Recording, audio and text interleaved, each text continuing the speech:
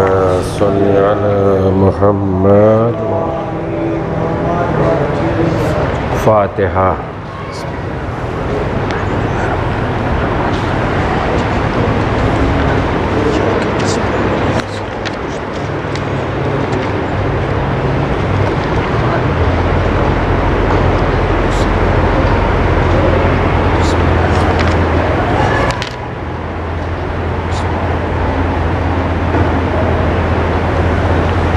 اعوذ باللہ من الشیطان الرجیم، بسم اللہ الرحمن الرحیم، الحمد لأہلہ والصلاة علی اہلہا، اما بعد فقد قال اللہ الحکیم فی کتابہ الکریم وہو اصدق الصادقین وقولہ الحق۔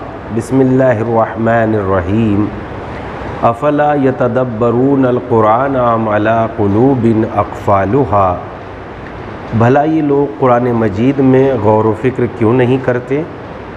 کیا ان کے دلوں پر تالے پڑے ہوئے ہیں؟ آخر یہ سوچتے سمجھتے کیوں نہیں؟ کائنات میں بے پناہ عبرتیں ہیں، حادثات ہیں، موت ہے، فنا ہے، مصیبتیں ہیں، پھر بھی یہ کس بنیاد پر اپنے اعمال کو بہتر انجام کیوں نہیں دیتے؟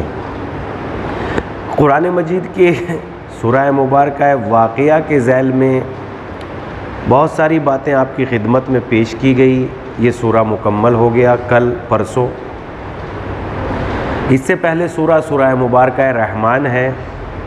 چند باتیں سورہ مبارکہ رحمان سے متعلق جو ٹائم بچا ہے اس میں آپ کی خدمت میں مختصر انداز میں پیش کرتے ہیں۔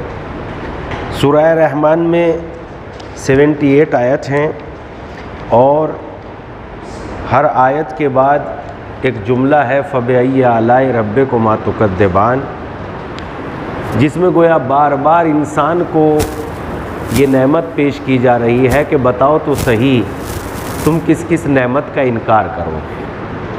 اور یہ کوئی اپنے آپ میں مذائقہ بھی نہیں ہے، اس لیے کہ جب ایک باپ اپنی اولاد کو جب وہ صحیح راستے پر نہیں چل رہی ہوتی تو یہی طریقہ اختیار کرتا ہے کہ بتاؤ بیٹا میری تربیت میں کیا کمی تھی؟ کیا میں تمہارا اچھا باپ نہیں تھا؟ کیا میں نے پوری زندگی تمہارے لیے خدمت انجام نہیں دی؟ کیا میں نے جو کمایا ہے وہ سب تمہارے لیے نہیں چھوڑ دیا؟ کیا میں نے جو یہ مکان بنایا ہے یہ تیرے لیے نہیں ہے؟ کیا میں نے تیری بہترین شادی کا انتظام نہیں کیا؟ آخر فَبِأَيِّ آلَاءِ رَبِّكُمَا تُكَذِّبَانِ، آخر بتاؤ تو صحیح کہ تم میری مخالفت کیوں کر رہے ہو جبکہ میں نے سب کچھ تمہارے لیے، اپنا سب کچھ تمہارے لیے قربان کر دیا، تو بتاؤ تم میری مخالفت کس بنیاد پر کر رہے ہو؟ تو گویا خدا بھی اپنی مہربانیوں کا اظہار کرتے ہوئے کہتا ہے کہ یہ سمندر کی بہترین نعمتیں، مچھلی، مونگا، موتی ہم نے تیرے لیے پیدا نہیں کی ہے؟ کیا سانسوں کو بہترین آنے کے لیے ہم نے تیرے لیے ہوا نہیں بنائی؟ کیا تیری زندگی کے لیے ہم نے غذا نہیں پیدا کی؟ کیا غذاؤں میں بہترین لذتیں پیدا نہیں کی؟ فَبِأَيِّ آلَاءِ رَبِّكُمَا تُكَذِّبَانِ، بتاؤ تو صحیح میری تربیت میں، میری نعمتوں میں کیا کمی رہ گئی تھی جو تم میرے راستے پر نہیں آتے اور میری باتوں کو نہیں تسلیم کرتے؟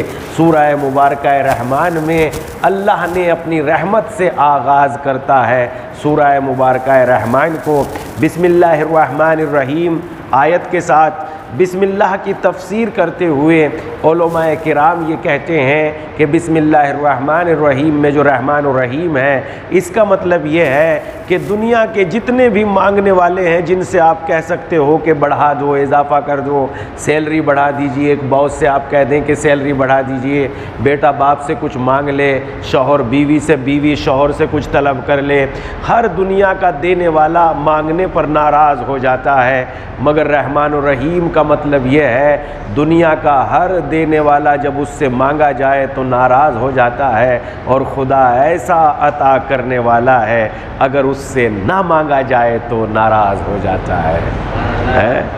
اگر اس سے نہ مانگا جائے تو خدا ناراض ہو جاتا ہے۔ سورہ مبارکہ رحمان میں لفظ رحمان پہلی آیت یہ ہے الرحمن، وہ تم پر رحم کرنے والا ہے، کریم ہے، مہربانیاں ہے۔ مرتبہ ایک دیہاتی پیغمبر اسلام کی خدمت میں آیا اور آنے کے بعد اس نے ایک سوال کیا، اے اللہ کے نبی، روز قیامت ہمارا حساب کون لے گا؟ پیغمبر اسلام نے کہا، میرا رب اللہ جل سبحانہ و تعالی، ہمارا پروردگار ہمارا حساب و کتاب لے گا۔ یہ دیہاتی کہنے لگا، اے اللہ کے نبی، پھر تو میں کامیاب ہو گیا، مجھے کامیابی کی نوید مل گئی اور مجھے کامیابی کی خوشخبری مل گئی۔ اللہ کے نبی نے فرمایا، بھائی اے دیہاتی، تو کیسے کامیاب ہو گیا؟ تجھے کامیابی کی نوید کیسے مل گئی؟ کہا اللہ کے نبی، سمپل سی بات ہے، بہت آسان ہے۔ جب طاقت رحمان کے ہاتھوں میں ہوتی ہے تو وہ رحم کرتا ہے، اور جب طاقت ظالم کے ہاتھوں میں ہوتی ہے تو وہ ظلم کرتا ہے۔ تو جب طاقت میرے رحمان و رحیم پروردگار کے ہاتھوں میں ہے تو سوائے مجھ پہ مہربانی کے روز قیامت اور کیا ہوگا؟ سوائے رحم ہی رحم ہوگا، اس لیے کہ حساب و کتاب کرنے والا رحمان و رحیم ہے، مالک ہے، رحیم ہے، اس لیے اس کے علاوہ اور کوئی میں سوچ بھی نہیں سکتا۔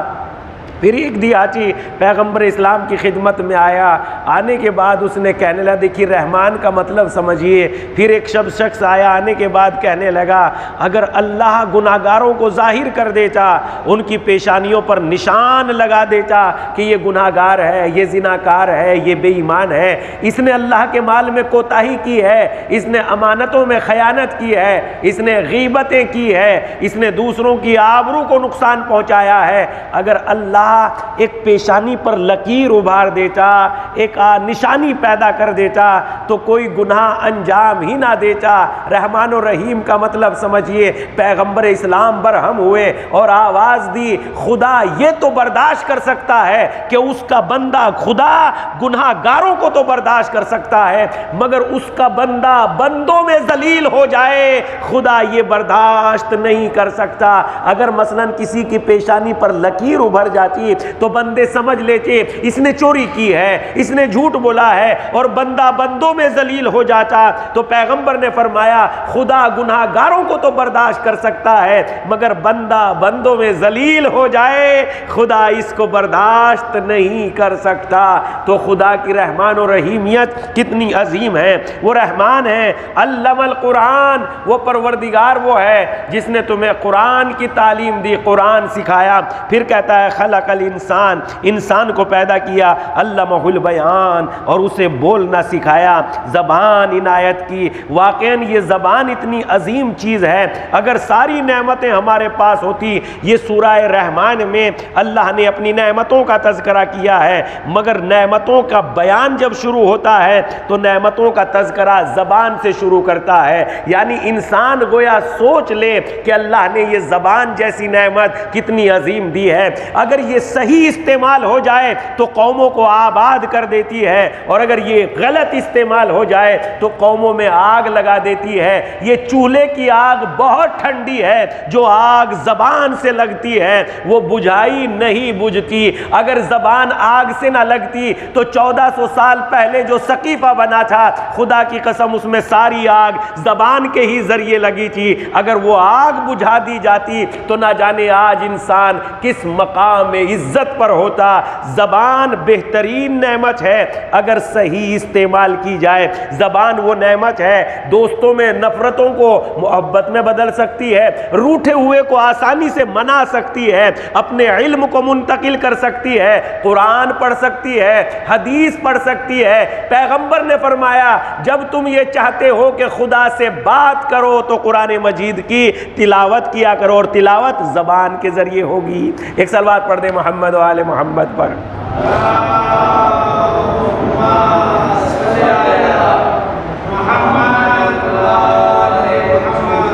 تلاوت زبان کے ذریعے سے ہوگی تو زبان اللہ کی کتنی عظیم نعمت ہے۔ لہذا علمہ البیان، اس پروردگار نے تمہیں بولنا سکھایا، اور بولنے میں لہجے رکھے۔ بچوں سے کیسے بات کرو گے لہجہ ہے، بڑوں سے کیسے بات کرو گے لہجہ ہے، دوستوں سے کیسے بات کرو گے لہجہ، دشمنوں سے دشمن کو کیسے للکارو گے لہجہ ہے، غدیر کا خطبہ کس انداز میں ہوگا لہجہ ہے، پیغمبر اسلام امام علی علیہ السلام سورہ برات کس انداز میں لے جائیں گے؟ لہجہ ہے۔ تو اب پتہ چلا یہاں تک کہ ظالم کو للکارنے کا بھی لہجہ ہے۔ اگر یہی زبان جس میں بے پناہ اللہ نے برکتیں رکھی ہے، اگر ہم اس کے فضائل شمار کرنا چاہیں تو کاغذ پر تحریر نہیں کر سکتے کہ اس زبان میں کتنی فضیلتیں ہیں، کتنی اپنے آپ میں اس میں عظمت ہے۔ یہاں تک کہ جو زبان بولی جاتی ہے، جن کی الفابیٹس موجود ہیں، وہ 3000 زبانیں دنیا میں موجود ہیں۔ اس سے ہر نکلنے والی آواز ہر آواز اپنے آپ میں ایک زبان ہے۔ آپ حج میں جائیے گا، کس طریقے کی آوازیں ملتی ہیں، ہم سمجھ رہے ہیں کہ چوں چوں چوں چوں چوں کر رہے ہیں، جبکہ وہ اپنے آپ میں ایک بڑی لینگویج ہے، ایک بڑی زبان ہے۔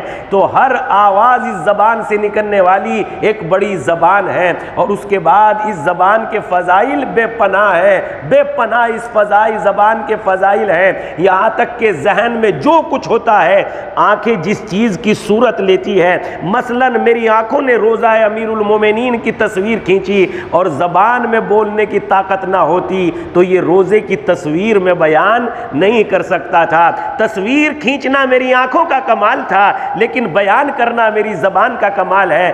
آنکھوں نے دیکھا گنبد اتنا بڑا ہے، آنکھوں نے دیکھا مرکز اتنا بڑا ہے، آنکھوں نے دیکھا محراب اتنی ہے، آنکھوں نے دیکھا روزہ کا حجم اتنا بڑا ہے۔ میں نے بیان کرنا شروع کیا، دیکھ کون رہی ہے؟ آنکھیں۔ تو آنکھوں نے جو علم حاصل کیا، بیان کون رہی ہے؟ زبان۔ اس کے بعد میرے کانوں نے کچھ علم حاصل کیا، ادھر سے کچھ آواز سنی، ادھر سے کچھ حدیث سنی، ادھر سے کچھ مجلسیں سنی، ادھر سے کچھ اچھی باتیں سنی، ادھر سے دنیا کی نالج لے کے آیا، ادھر سے تجربات لے کے آیا، اور یہ تجربات بیان کس نے کیے؟ میری زبان نے بیان کیے۔ کچھ لفظ میرے ذہن میں بھی محفوظ ہیں، وہ ذہن کی تصویریں بیان کون کرتی ہے؟ زبان بیان کرتی ہے۔ پھر ایک مناظرے میں ایک لفظ آیا کہ یہی زبان ساری باتیں بیان نہیں کرتی، بلکہ جن باتوں کا اجازت دل دیتا ہے ان باتوں کو یہ زبان بیان کرتی ہے۔ گویا سارے بدن کی مملکت پر امام دل ہے، امام دل ہے۔ جب ایک بدن بغیر امام کے نہیں رہ سکتا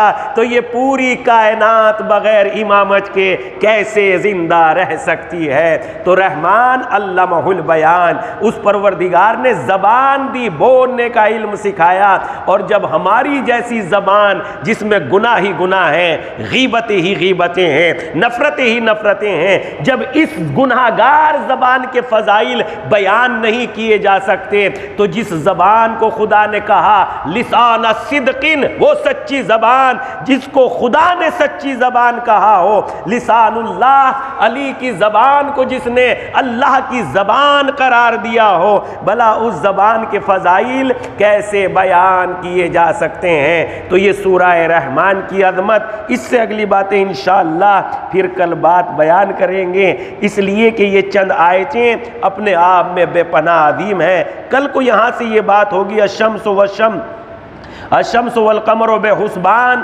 یعنی سورج اور چاند حساب کے مطابق تیر رہے ہیں، والنجم والشجر یسجدان، ستارے اور شجر اس کو سجدہ کر رہے ہیں۔ یہ ساری باتیں کل کی گفتگو میں، کل تو شاید مجلس ہے، پرسوں کی گفتگو میں انشاءاللہ تعالی یہ سب باتیں آئیں گی۔ پروردگارہ ہمیں قرآن پر عمل کرنے کی توفیق عنایت فرما۔ مصاحب پڑھ دیں۔ پروردگار عالم کی بارگاہ میں جب انسان قرآن پر عمل کر کے اپنی زندگی گزارتا ہے تو پھر دنیا کو کسی اعتبار سے وہ نگاہ میں نہیں لاتا۔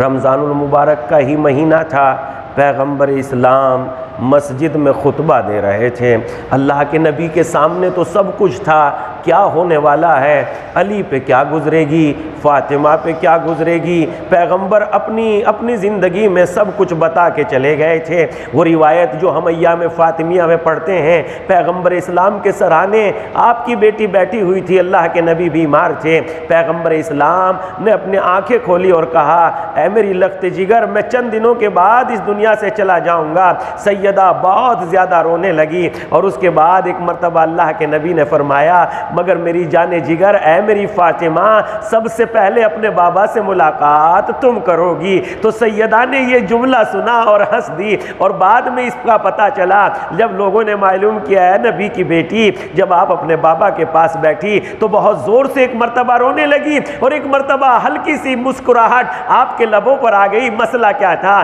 کہ جب میرے بابا نے یہ کہا کہ میں دنیا سے رخصت ہو جاؤں گا میرا غم بڑھ گیا، اور جب میرے بابا نے یہ کہا ہے میری بیٹی سب سے پہلے تم مجھ سے ملاقات کرو گی، تو نبی سارے مصائب ساری باتوں کی خبر دے کے گئے۔ اسی طریقے سے نبی نے خبر دی، خطبہ دے رہے تھے، مسجد میں خطبہ دیتے دیتے علی زیر منبر بیٹھے ہوئے تھے، علی کے سرپری کے اوپر نگاہ پڑی، ایک مرتبہ پیغمبر کہتے ہیں یا علی اس وقت تمہارا عالم کیا ہوگا جب ایک شقی تمہارے سر پر ضربت مارے گا اور تمہارا خون تمہارا داڑھی تمہارے خون سے خضاب ہو جائے گی۔ اس وقت میرے مولا نے یہ نہیں کہا اے پیغمبر اس وقت کیا ہوگا میرے بچے چھوٹے چھوٹے ہیں، بلکہ امام نے فرمایا اے پیغمبر کیا میرا دین سلامت ہوگا؟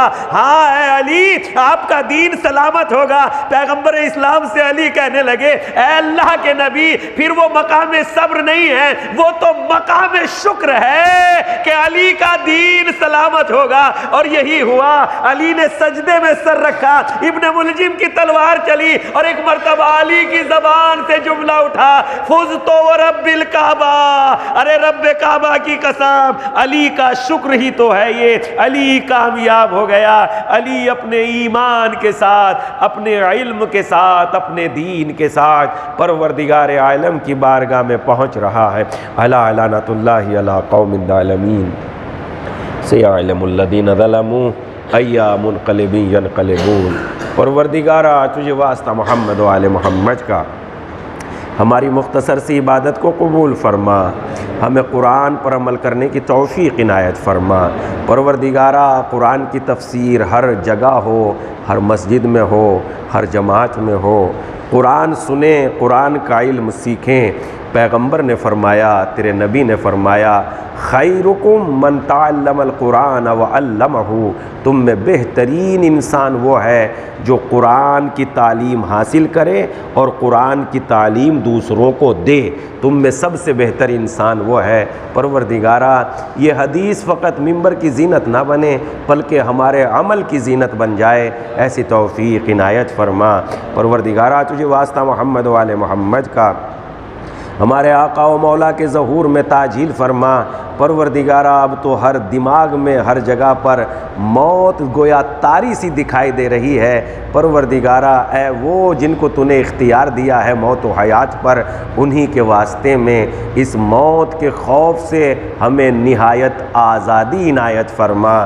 پروردگارا یہ ڈر یہ غم یہ غصہ ہمارے دل سے نکال دے، ایسی توفیق عنایت فرما۔ پروردگارا اس بیماری کو نیست و نابود فرما، ہمارے آقا کے ظہور میں تاجیل فرما، ان کی برکتوں میں اس خوف کو دور فرما، اس غم سے نجات عنایت فرما، ہمارے مرحومین کو جوار رحمت میں جگہ عنایت فرما۔ ربنا تقبل منا انک انت السمیع العلیم۔ آپ حضرات سے گزارش ایک مرتبہ سورہ حمد اور 3 مرتبہ سورہ توحید کی تلاوت فرما کر کل مومن مومنات کی ارواح کو ایصال فرما دیجیے۔